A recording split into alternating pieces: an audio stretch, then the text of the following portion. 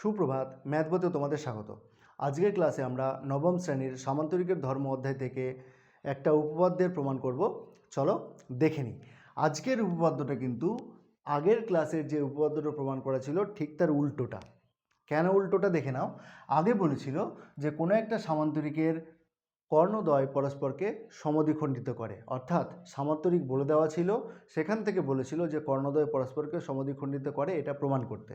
এইখানে বলে দিয়েছে যে কর্ণগুলো পরস্পরকে সমদ্বিখণ্ডিত করেছে, তারপরে প্রমাণ করতে বলেছে যে তাহলে চতুর্ভুজটা হবে একটা সামান্তরিক। তার জন্য এই দুটো প্রমাণ কিন্তু একদম পাশাপাশি যাবে, কিন্তু শিকারটা পরিবর্তিত হবে এবং দেখে রাখতে হবে যে কখন কি ধর্ম কাজে লাগানো হচ্ছে। উপপাদ্য মুখস্থ করার বিষয় নয়, শুধুমাত্র বোঝার বিষয় আছে। যদি মুখস্থ করো তোমরা, তাহলে এই সমস্ত ক্ষেত্রে কিন্তু তোমাদের খুব অসুবিধা হবে যে কোন উপপাদ্যটা এসেছে এইটা বুঝতে। তার জন্য দেখে নাও, শিখে নাও কীভাবে উপপাদ্যের প্রমাণগুলো করতে হয়। দেখো, এইখানে যে তথ্য দেওয়া আছে এই তথ্য অনুযায়ী প্রথমে আগে আমরা একটা ছবি এঁকে নিচ্ছি। দেখে নাও, একটা চতুর্ভুজ বলেছে এবং চতুর্ভুজটা আমাকে শেষে প্রমাণ করতে বলেছে সামান্তরিক। তাহলে আমরা সামান্তরিকের ছবি আঁকছি।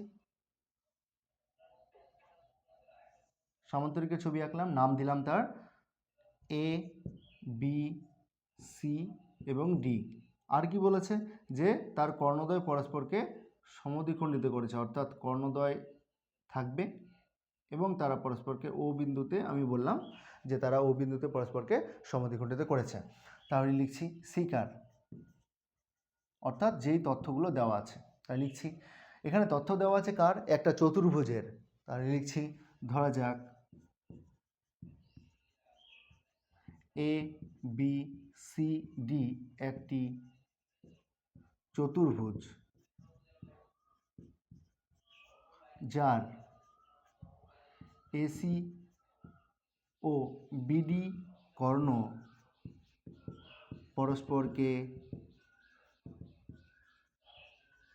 পরস্পরকে ও বিন্দুতে সমদ্বিখণ্ডিত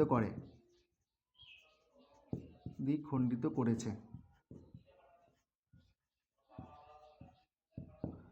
অতএব এও সমান সিও এবং বিও সমান ডিও।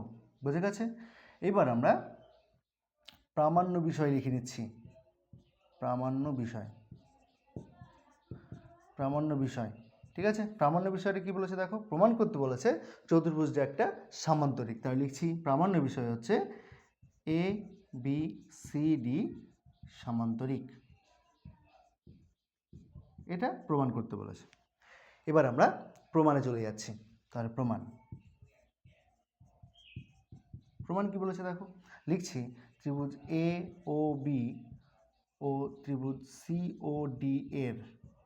তাহলে এই তথ্যগুলো আমাকে সমান আগেই বলে দিয়েছে, লিখে দিয়েছি।